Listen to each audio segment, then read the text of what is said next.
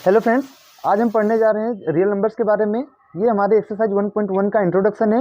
इसमें मैं आपको बताऊंगा कि यूक्लिड डिवीजन लेमा क्या होता है। यहाँ पे लिखा है given positive integers a and b there exist unique integers q and r satisfying a is equal to B Q plus r in which r is greater than और equal to 0 and r is less than b. Okay, तो इसको समझने के लिए हमको ये समझना पड़ेगा कि ये क्या रहा है। तो मेरे पास में दो इंटीजर्स हैं, ए है और बी है।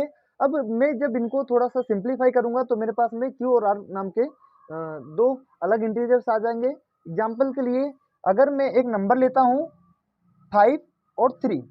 अब जब मैं 5 को 3 से डिवाइड करता हूँ तो वन टाइम में 3 आएगा।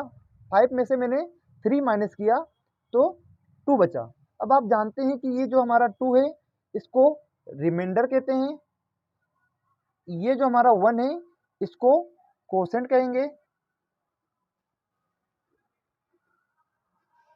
जो 3 हमारा है इसको डिविजर कहेंगे और 5 को हम डिविडेंड कहेंगे।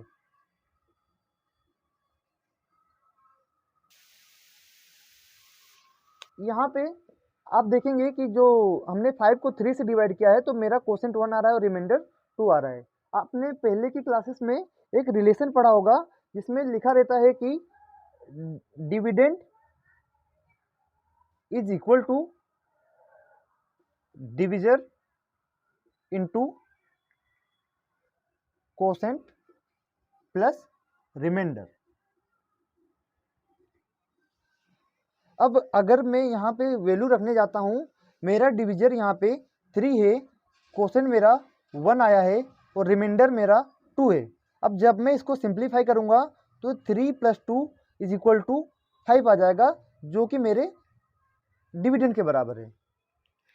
अब आप यहाँ पे देखेंगे कि जो मेरा डिविडेंड है वो divisor into quotient plus remainder के बराबर है। इसका मतलब जो मेरा इक्वेशन है ये सेटिस्फाई हो चुका है।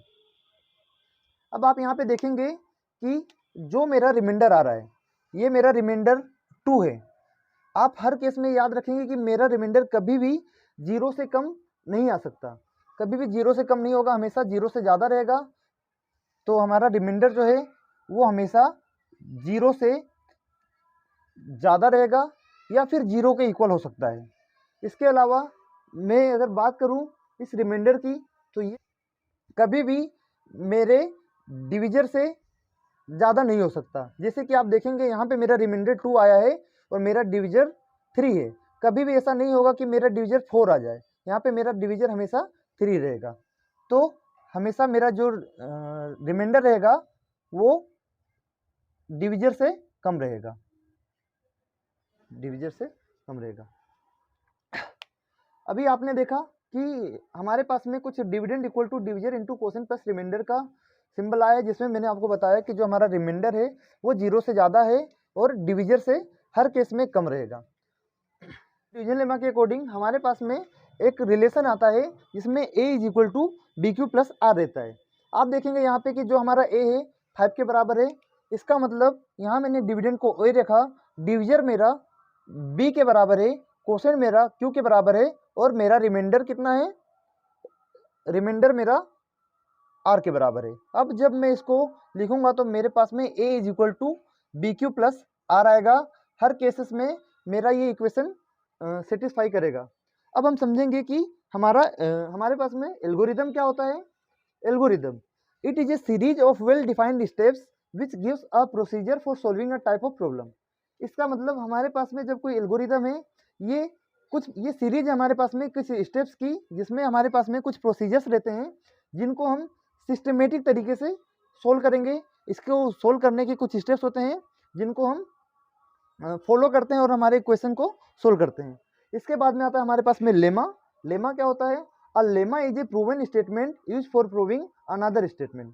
इसका मतलब ये है कि ये ऑलरेडी प्रूव्ड स्टेटमेंट है जिनका यूज हम अपने दूसरे इक्वेशंस को प्रूव करने के लिए करेंगे। ओके, तो मैंने अभी आपको बताया कि यूक्लिड डिवीजन लेमा क्या होता है। इसमें कुछ स्टेप्स होते हैं जिनको हम देखेंगे। जैसे कि स्टेप 1 है हमारे पास में applied Euclid division lemma to C and D, so we find whole number q and r। Such that C is equal to DQ plus R। इसका मतलब ये है कि अगर हमारे पास में कुछ नंबर्स हैं, डिवीजन लेमा लगाएंगे। जैसे कि यहाँ पे देखते हैं, मैं अगर 135 को 225 से डिवाइड करता हूँ तो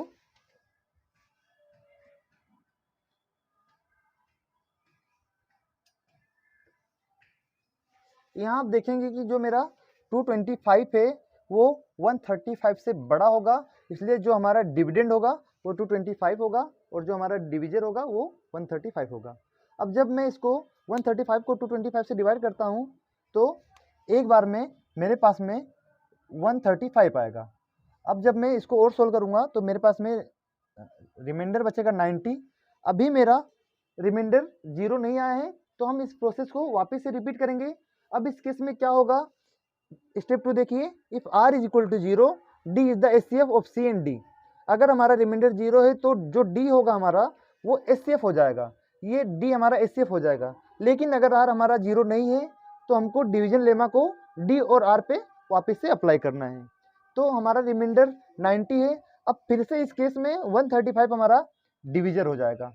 तो जब हम 135 को 90 से डिवाइड करेंगे तो 19 का टेबल वन टाइम पढ़ेंगे तो 90 आएगा। जब मैं इसको माइनस करूंगा 135 में से 90 को, तब मेरे पास में रिमाइंडर बचेगा 45।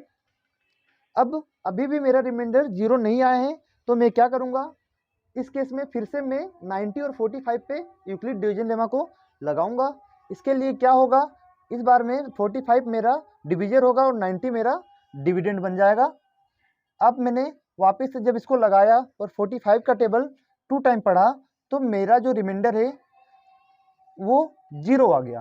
अब जब मेरा रिमाइंडर 0 आ चुका है, if R is equal to 0 then D is the HCF of C and D। तो इस केस में जो मेरा डिविजर था 45, ये मेरा HCF है। अब इसमें दिया है continue the process till the remainder is 0। क्योंकि मेरा रिमाइंडर 0 आ चुका है इसलिए मेरा HCF 45 है।